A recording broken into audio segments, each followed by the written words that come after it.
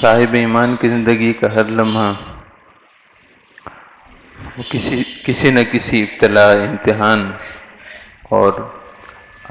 آزمائش کے مرحلے سے گزرتا ہے، خواہ وہ رخا کی حالت ہو،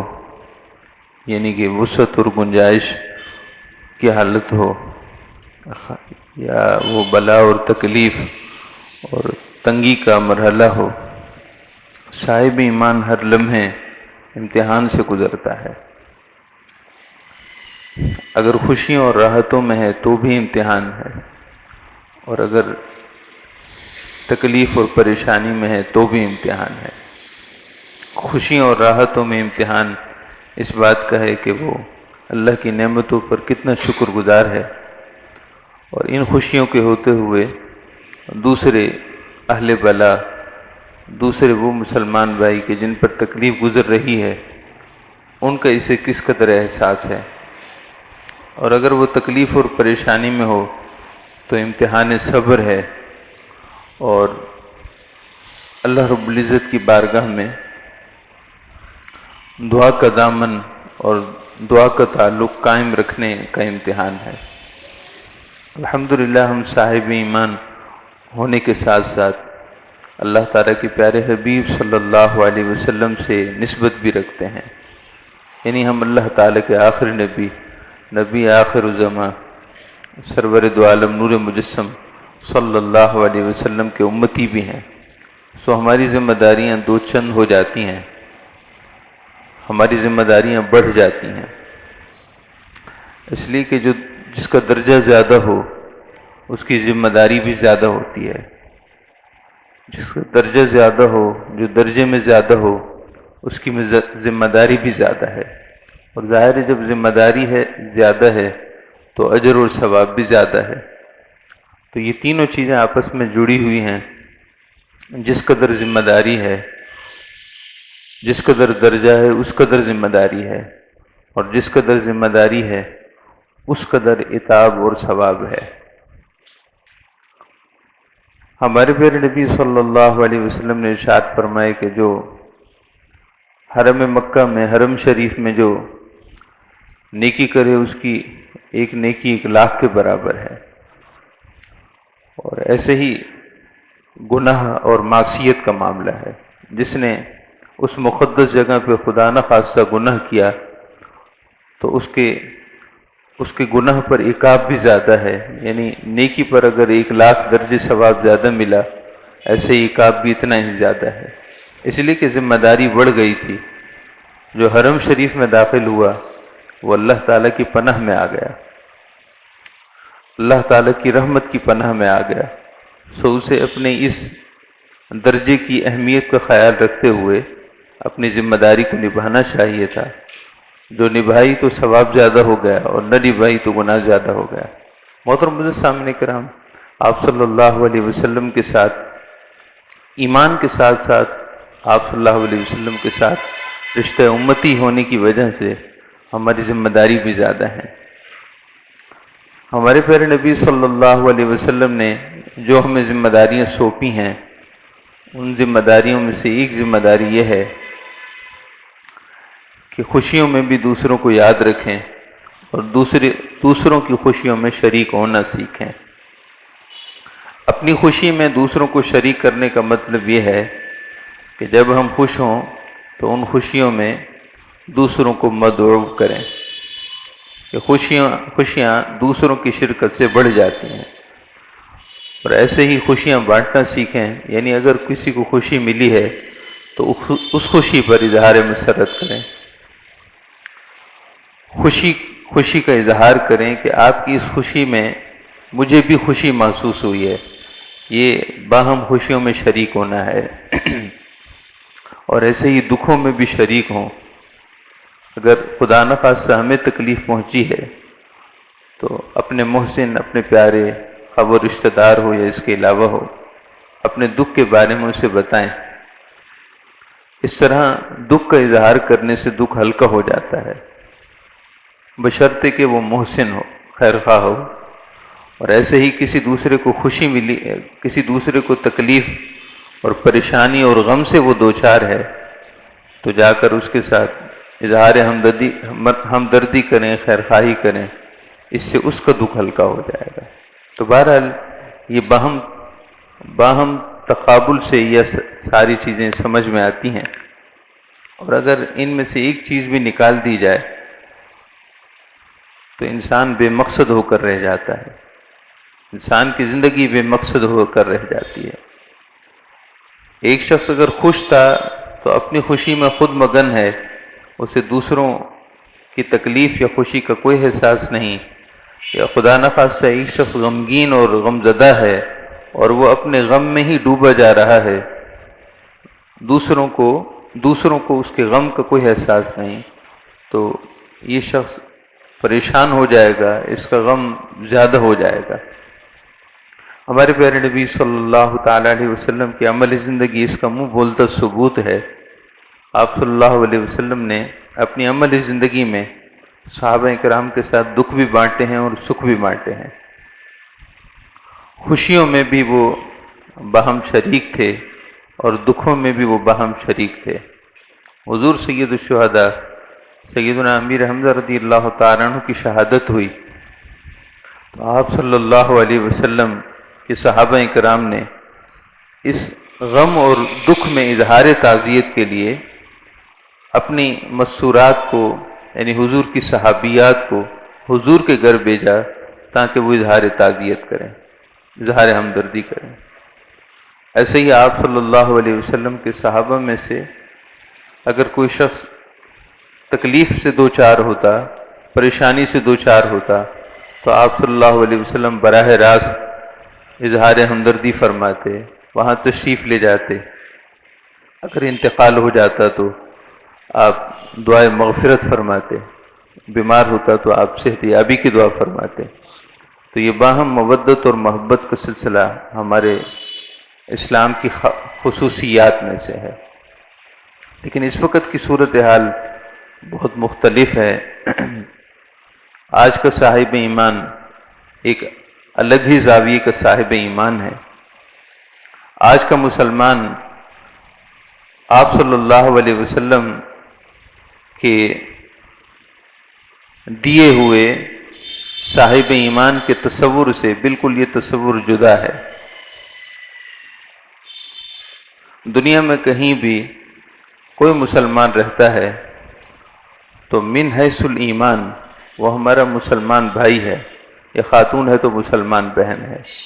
من حیث الایمان ہمارا رشتہ سب سے زیادہ مضبوط ہے۔ باقی رہے کہ رنگ و نسل کی وجہ سے جو دڑے ہیں، رنگ و نسل کی وجہ سے جو مختلف گروہ بندیاں ہیں، یا اللہ رب العزت کی طرف سے ہمیں مختلف حصوں میں بانٹ دیا گیا ہے، یہ ساری چیزیں پیچھے رہ جاتی ہیں۔ اللہ تعالیٰ کا ارشاد ہے، یا ایھا الناس اتقوا ربکم الذی خلقکم من نفس واحدہ، اے لوگو اس رب سے ڈرو جس نے تمہیں ایک جان سے پیدا کیا ہے۔ یا ایھا الناس، اے لوگو، اتقوا ربکم، اپنے اس رب کی بارگاہ میں تقوی پیش کرو، الذی خلقکم من نفس واحدہ، جس نے تمہیں ایک جان سے پیدا کیا ہے۔ یعنی یوں بھی ہو سکتا تھا کہ سیدنا آدم علیہ السلام کی تخلیق جیسے عالم عدم سے ہوئی کہ اللہ تعالی نے آپ کو عدم سے براہ راست وجود دیا، تو سیدہ حوا علیہ السلام ان کی تخلیق بھی اسے ایسے ہی ہو سکتی تھی۔ اللہ ہر شے پر قادر ہے، لیکن اللہ تعالی نے سیدہ حوا علیہ السلام کو سیدنا آدم علیہ السلام کے جسم کے ایک حصے سے ان کی تخلیق فرمائی، جیسے کہ حدیثوں میں آتا ہے کہ ان کے جسم کے بائیں حصے سے، بائیں پسلی سے ان کی تخلیق ہوئی۔ اس حکمت کو سمجھیے کہ ایسا کیوں ہوا۔ حکمتیں تو یقیناً اللہ کی بے شمار ہیں، ان حکمتوں میں سے ایک حکمت جو آج کے موضوع سے متعلق ہے وہ سمجھنی ہوگی۔ یوں بھی ہو سکتا تھا کہ سیدنا آدم علیہ السلام کو اللہ تعالی نے جیسے عدم سے وجود دیا، ایسے ہی سیدہ حوا علیہ السلام کی تخلیق بھی اثر نو ہو سکتی تھی۔ اللہ ہر شے پر قادر ہے، جب وہ اس بات پر قادر ہے کہ سیدنا آدم علیہ السلام کو بن والد اور بن ماں کے پیدا فرما دے، وہ تو اس بات پر بھی قادر ہے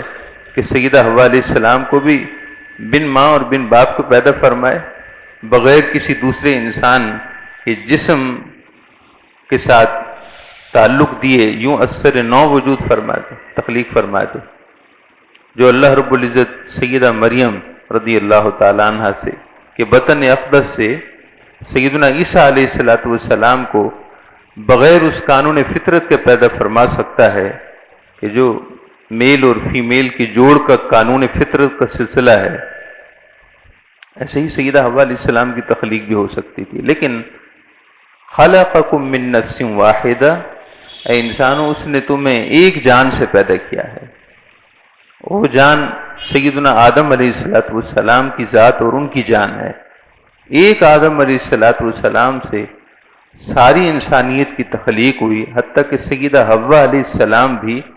آپ کے جسم اقدس سے کریشن میں آپ کے جسم اقدس کا حصہ ہے۔ نفس واحدہ سے جہاں دوسرے انسان پیدا ہوئے، نسل در نسل، ذریت در ذریت، ویسے ہی سیدہ حوا علیہ السلام اگرچہ من حیث ذریت نہیں، البتہ من حیث تخلیق وہ آپ کے جسم کا حصہ ہے۔ اللہ نے ایک جان سے پیدا کیا ہے اور پھر دیکھتے ہی دیکھتے تمہیں اس زمین پر پھیلا دیا ہے۔ تو ہمارا جو رشتہ ہے باہم انسانیت کا رشتہ، پھر باہم من حیث الایمان، ایمان کا رشتہ، پھر آپ صلی اللہ علیہ وسلم کے امتی ہونے کا رشتہ، یہ رشتے مقدم ہیں، یہ رشتے پہلے ہیں۔ باقی خونی رشتہ داریاں، باقی مختلف ملکی حیثیت سے اپنی شناخت اور تعارف، یہ ساری چیزیں بعد کی ہیں۔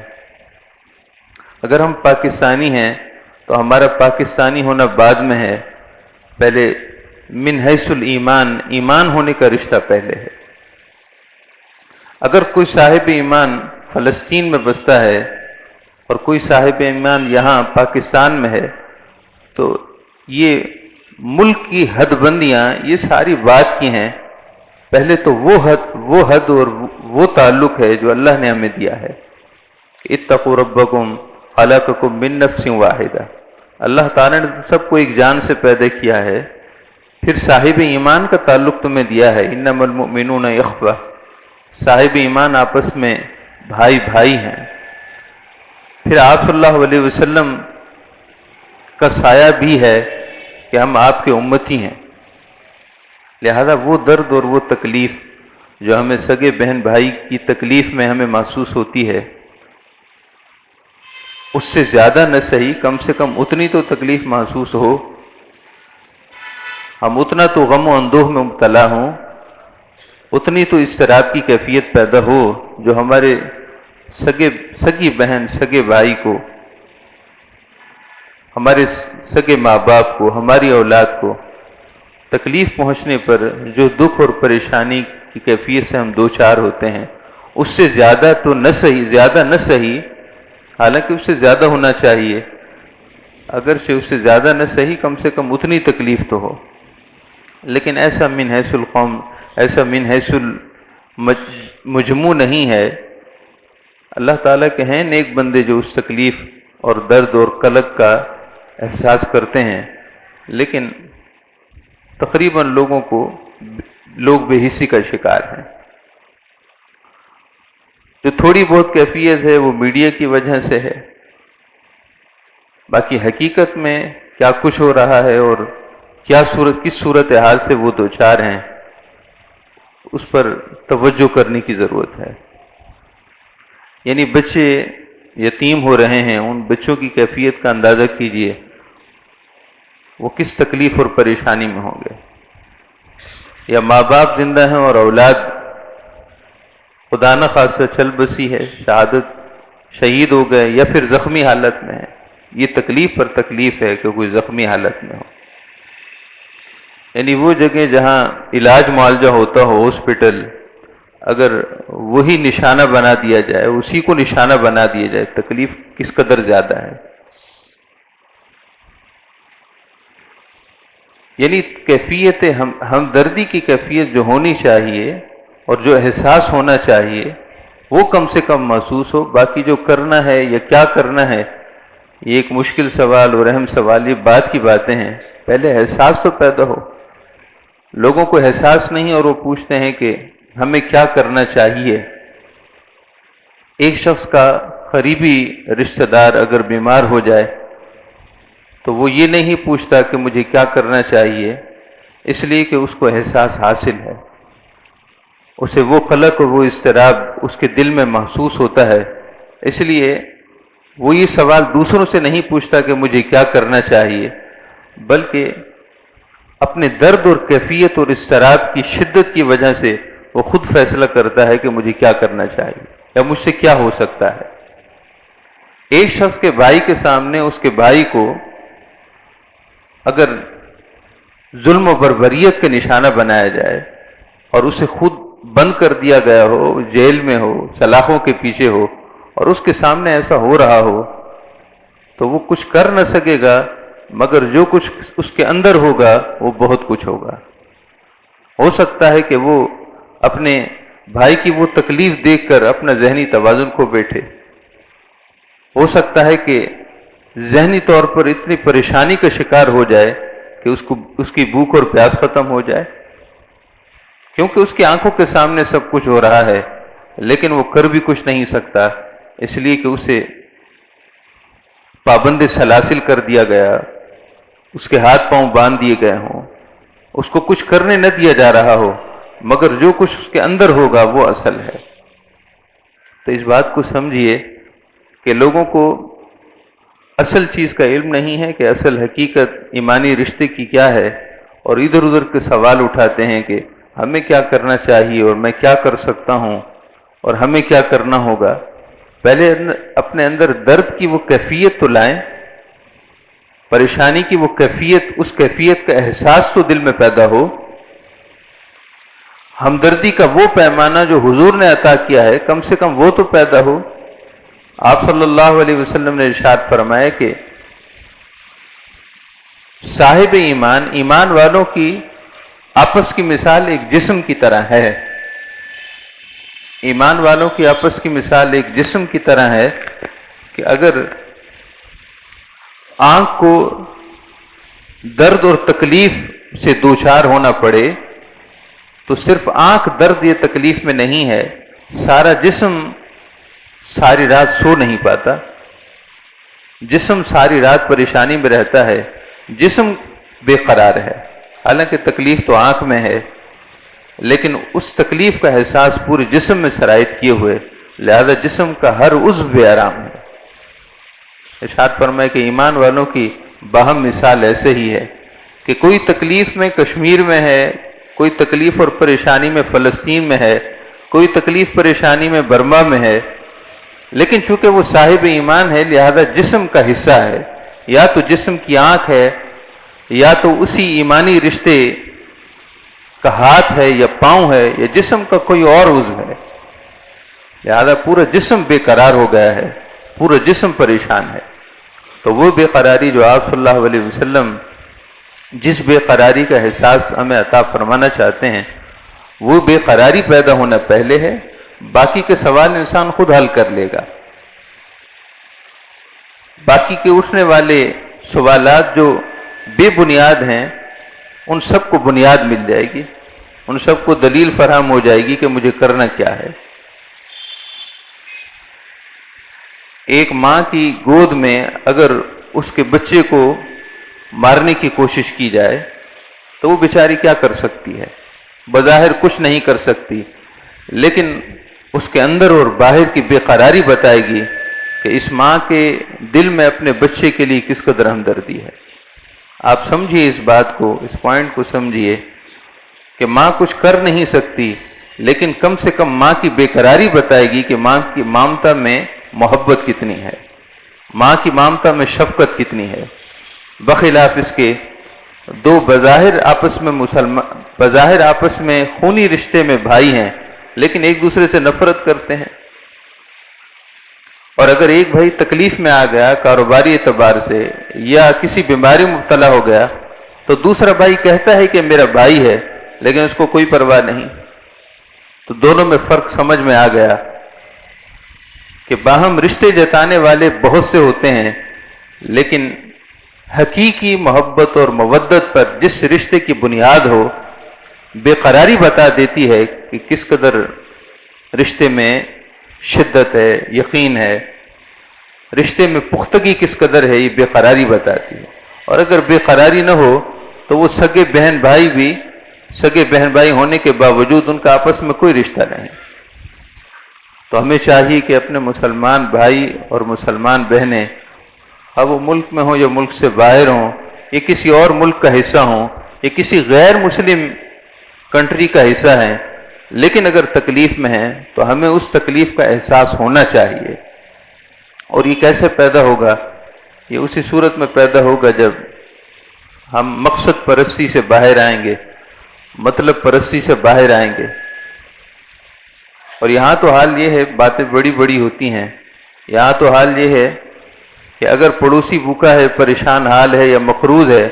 تو دوسرے پڑوسی کو کوئی فکر نہیں، اور اس کے اسٹیٹس دیکھیے تو وہ فلسطین کے مسلمانوں کے ساتھ اظہار ہمدردی کر رہا ہے۔ اس اظہار ہمدردی کو ہم کیسے سچا مانیں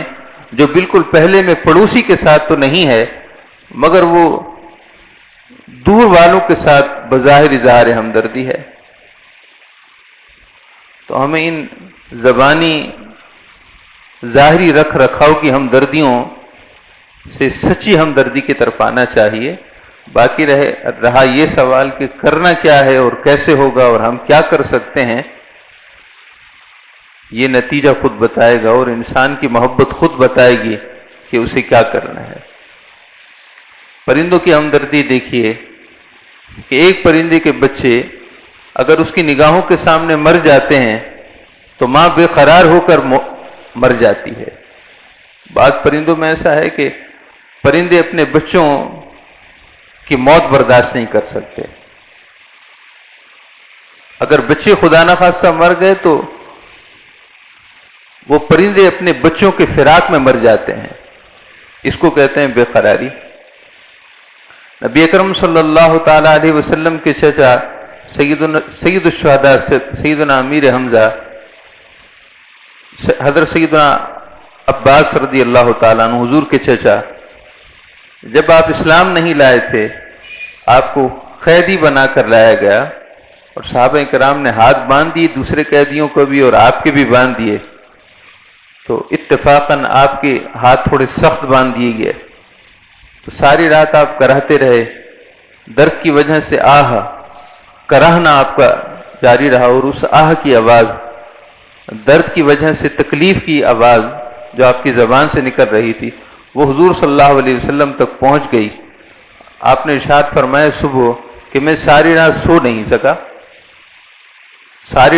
نہیں سکا، اس تکلیف کی وجہ سے جو سید الشہداء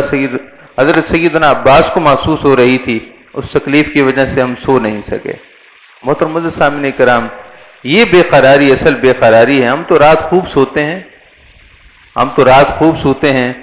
اپنی ساری تقریبات کو اچھی طریقے سے سیلیبریٹ کر رہے ہیں۔ اگر دکھ کا اظہار ہے تو صرف واٹس ایپ پر ہے، دکھ کا اظہار ہے تو صرف ویڈیوز کے تبادلے کے ساتھ ہے، دکھ کا اظہار ہے تو صرف زبانی کلامی ہے، یہ ڈیبیٹ اور بحث و مباحثہ کی صورت میں ہے۔ اندر کا دکھ کسے ہے؟ اندر کا غم کسے ہے؟ اندر کا اضطراب کسے ہے؟ اندر کا تلاطم کس میں بپا ہے؟ جو آپ صلی اللہ علیہ وسلم اپنی امت میں ایک دوسرے کے ساتھ باہمی ایمانی رشتے کی قوت اور طاقت اور آپس کا تعلق دیکھنا چاہتے ہیں، وہ کہاں ہے؟ نبی اکرم صلی اللہ تعالی علیہ وسلم سے عرض کی گئی، یا رسول اللہ صلی اللہ علیہ وسلم، اگر کوئی شخص صاحب ایمان ہے تو صاحب ایمان ہونے کے بعد اس کی تکلیف پر اسے اجر ملے گا؟ ارشاد فرمایا کہ ہاں، کیوں نہیں، اگر جسم میں کانٹا بھی چبھتا ہے، جو ایک اللہ کی طرف سے امر الہی ہے، کسی انسان کا چبویا ہوا نہیں ہے، کسی انسان نے اس کے جسم میں کانٹا نہیں چبھا ہے، اتفاقاً اس کا پاؤں پڑا ہے یا جسم کے کسی حصے میں کانٹا चुभ गया है, इरशाद फरमाए कि कांटा चुभने की तकलीफ पर जो वो सब्र करे अल्लाह ताला की तरफ से उसके लिए भी अजर है, उस पर भी अजर है। तो उनके लिए तो अजर व सवाब के सिलसिले जारी हैं, शहादतों के दर्जे जारी हैं और तकलीफों पर सब्र के सिलसिले जारी हैं। जिम्मेदारी हमारी है कि हम कितना दुख का एहसास करें। नबी अकरम सल्लल्लाहु अलैहि वसल्लम ने इरशाद फरमाया कि जिसे 3 चीजें दे दी गईं उसे दुनिया और आखिरत की भलाई मिल गई। अर्रिदाउ बिल क़दा वस्सब्रु अलल बला वद्दुआउ इंदर रखा। इरशाद फरमाया कि जो अल्लाह के अमर पर राजी है और जो तकलीफ पर सब्र किए हुए है और आसानी के वक्त भी वो अल्लाह से दुआ का ताल्लुक तोड़ता नहीं है, दुआ का सिलसिला जोड़ कर रखता है, जिसमें ये 3 खूबियां हैं, वो दुनिया और आखिरत की भलाई दे दिया गया, दुनिया और आखिरत की खैर अता कर दिया गया। आप सल्लल्लाहु अलैहि वसल्लम ने इरशाद फरमाया कि आपसे पूछा गया कि अय्युन्नास अशद्दु बला, या रसूलुल्लाह सल्लल्लाहु अलैहि वसल्लम दुनिया में सबसे ज्यादा तकलीफ किस पर आती है? इरशाद फरमाया कि जो अल्लाह के यहाँ जितना बरगुजीदा होता है उसे उतना ही कर्ब और तकलीफ से गुजरना पड़ता है। अल अंबिया सुम्मा सालिहून सुम्मल अमसल फल अमसल, सबसे ज्यादा तकालीफ अल्लाह के नबियों और रसूलों पर आती हैं, उसके बाद अल्लाह ताला के नेक बंदों पर, फिर उनके बाद जो उनके दर्जे से कम हो, फिर उनके दर्जे से जो कम हो, यानी अल्लाह के तकर्रुब की वजह से तकालीफ और परेशानियों का सामना करना पड़ता है, जो दरअसल बुलंदी दर्जात या गुनाहों की मग़फ़िरत का जरिया होती हैं। तो उनके बारे में तो हमारा हुस्न ज़न ये है कि अल्लाह रब्बुल इज़्ज़त ने उन पर जो एक इम्तिहान और कर्ब का सिलसिला जारी है, अल्लाह रब्बुल इज़्ज़त की तरफ से उनके लिए खैर है दुनिया में भी आखिरत में भी, और अल्लाह ताला उन जालिमों और यहूदियों को कैफर किरदार तक पहुंचा दे जिन्होंने ऐसी मुक़द्दस सरजमीन पर, ऐसे मुक़द्दस इस्लाम का दम भरने वालों पर जुल्म पर बरियत का बाजार गर्म किया है और वो हैवानियत के दर्जे से भी बाहर निकल चुके हैं कि उन्हें किसी की तकलीफ और किसी के दुख का कोई एहसास नहीं। अल्लाह ताला ने उनके दिमागों से अकल और उनके दिलों से हमदर्दी को निकाल लिया है और दरिंदों से भी बढ़ गए। अल्लाह ताला उन्हें अपने कैफर किरदार तक पहुंचाए और अल्लाह ताला फ़लस्तीनी मुसलमान बहन भाइयों को बहुत जल्द इस तकलीफ से निजात अता फरमाए और अल्लाह ताला हमें उनकी तकलीफ में सही मानों में कर्ब, इज़्तिराब और बेक़रारी का एहसास करने की तौफ़ीक़ अता फरमाए।